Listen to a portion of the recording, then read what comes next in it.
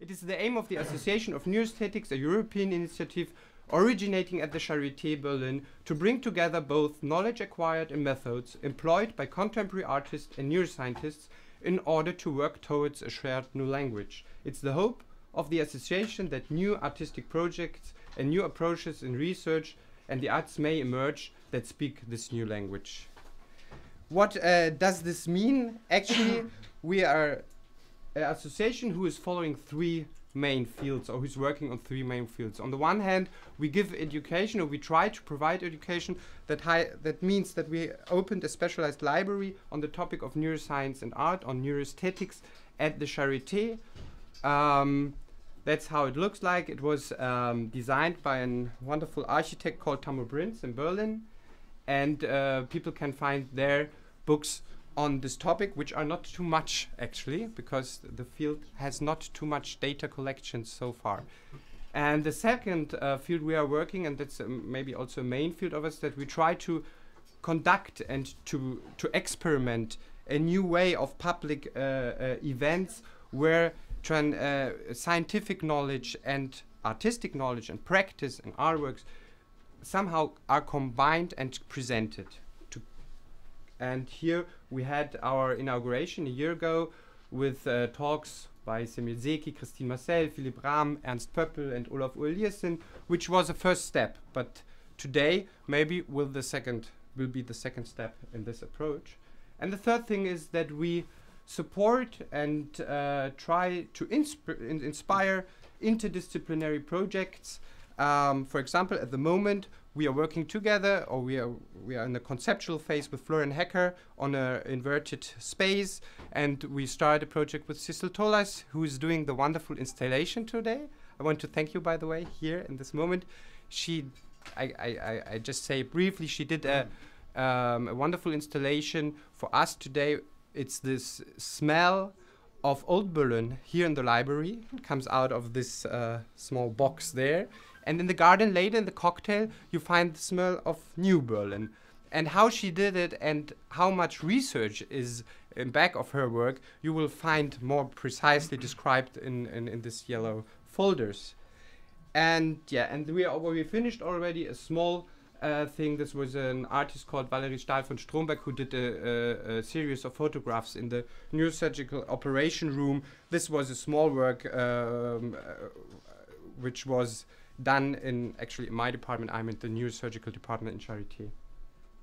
These are the founding members, without whom this would not be possible. I think I will not name everybody, or I go roughly. Semir Zeki, Vaikozi is the head of the Charité. Uli Tomale is a pediatric neurosurgeon. Eva Runau, she gave a great hand to the work. Without her, it would not have happened. She is the director of the Human Science Center in Munich. Then Tammo Prinz, the architect. Professor Ernst Pöppel, I think I don't have to introduce him, a brain scientist, very known brain scientist from Munich. Christine Marcel, the contemporary curator of contemporary arts at Centre Pompidou. Daniel Jesse is a finance conductor. Then the old president of the Charité, which is Detlef Ganten, and the new president of Charité, which is Einhard and me. All this would not happen without the team which is working on the daily base for us, and most of them out of interest. And especially I want to thank Elena Agudio, who is really mainly responsible for this happening today. She's a young curator, and you will see her. She's moderating the second panel. And of course Anton, and yeah, you will not know them, but these are the people who did the job. So now I come to today.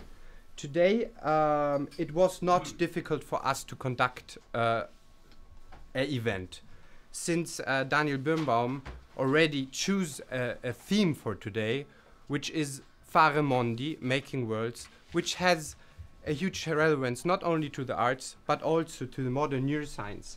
He says in an interview that the title of Fare Mondi expresses my wish to emphasize the process of creation. A work of art represents a vision of the world, and if taken seriously, it can be seen as a way of making a world. Modern neuroscience understands more and more that the creation, that the brain, the object of study, is creating constantly the world, and the very individual world. And this is a huge theme. And so the idea for today is that we will have parallel talks by artists saying what they understand under this topic and talks by neuroscientists. And we have here really wonderful modern neuroscientists who will say what they understand about this topic. And also, these talks are related, of course, to their works, the works of the artists and the scientists, and also to our field. So we will also express what are the possibilities of a cooperation between art and neuroscience, and also what are the difficulties. And so before I now give over the microphone, I don't have a microphone, to Marino Golinelli. Where is Marina? There. Ah, okay. And to Heike Mertens, I want to thank again everybody for coming. And I want to express that we have now three sessions, each lasting 50 minutes, starting by one talk by an artist and one talk by a neuroscientist. Then there is a moderator who will open the discussion to the field. So that's how it is. It's an experimental meeting here, and we want to see where we arrive. And now, before I welcome Semir Zeki and Pei White to give the two first talks, and Ludovica Lumer, gallerist and neurobiologist, who will moderate this, I want to please Marino Golinelli, who's a collector and a philanthropo, who is, without you, it would not have happened. And I think you are working in the field of art and science since more than 20 years. And we are we're really very honored to be invited by you. So we would ask you to say some words. And after that, we want to thank a lot, Heike Mertens also, who did organize all this here together with us. She is the cultural director of the Ernst Schering Foundation in Berlin, and we also want to thank you very much. So, that's it. Marino, you want to say something? Good afternoon. My name is Golinelli. I'm the president of foundation. Foundation started 20 years ago. It's involved in to develop about science and art, more science, and we are very happy to support such a meeting. So because believe that new advanced research in neuroscience can be closed very to the art, every kind of art, music, and also. But I think that this is an opportunity to have a meeting so enlarged, international meeting, because I believe that art and science and neuroscience are a matter to have a view about the future and innovative creativity. And so I'm very happy to be here to support. I remember today to Abushi and other people that I met in Berlin. And so in Berlin, but in other countries, foundation will be support such a research and putting together art and science. Thank you and good luck for everybody.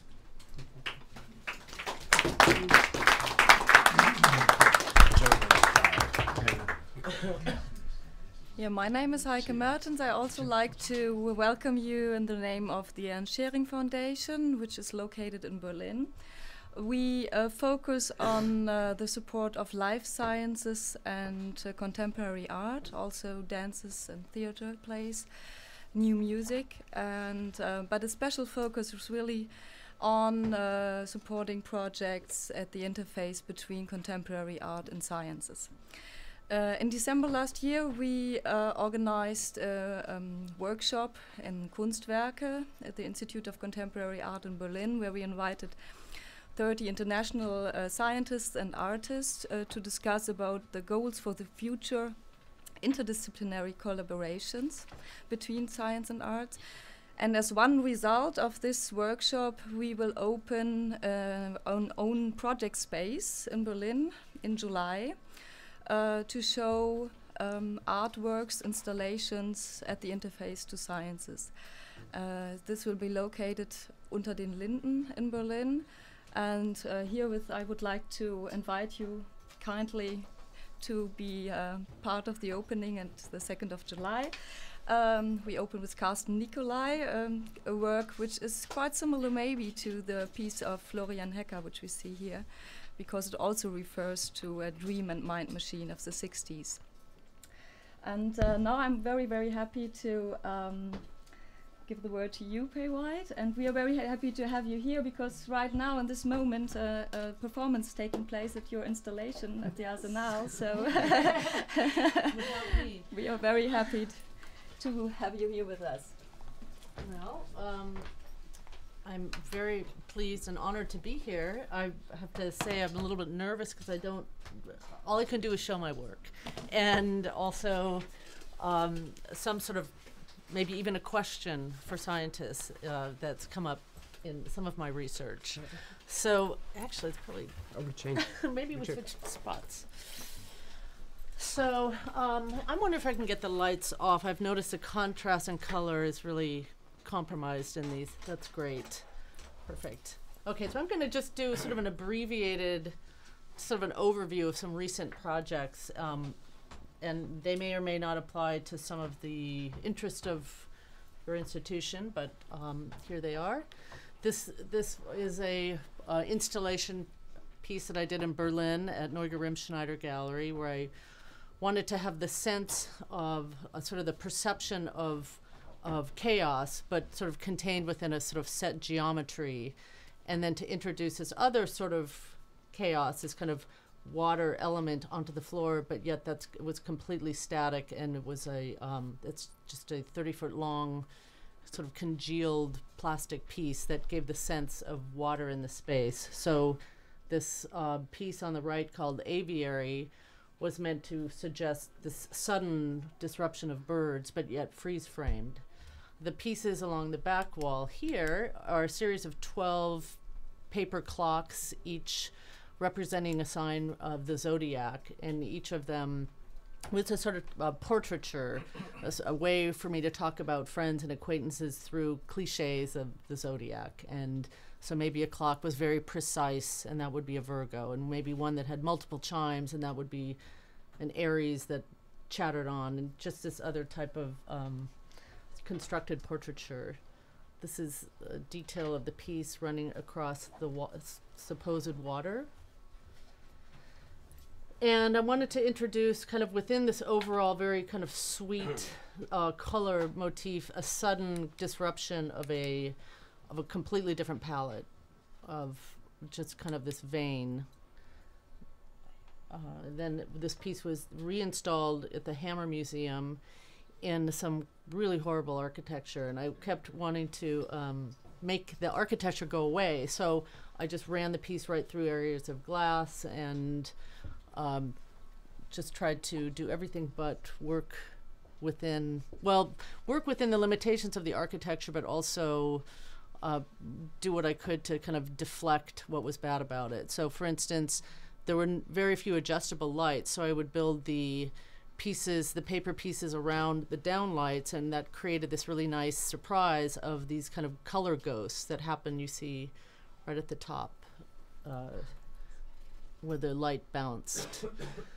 This is a piece, I think it's a 26-foot drop, and there's these kind of indents where the viewer can enter the artwork and look down at the artwork. Everything was hung at sort of pond level, so this idea that you're entering water and then looking down at the artwork, and the artwork looks back. And this is also at the Hammer, another piece that was hung with just going directly from the downlights. And then I started to play with the sort of vibration possibility of merging threads and getting a sort of peripheral or perceptual vibration. This is a recent project. We're just along my run where I see debris. It's actually an extension of my studio practice, is to take an hour run and I just wanted to sort of archive this very moment in this place in Pasadena in November on the 13th. So gathering up that kind of gutter situation and then recreating them as this kind of sort of a sculptural scatter piece, this kind of documentation of the gutter. this is also that. This is an installation in Brussels of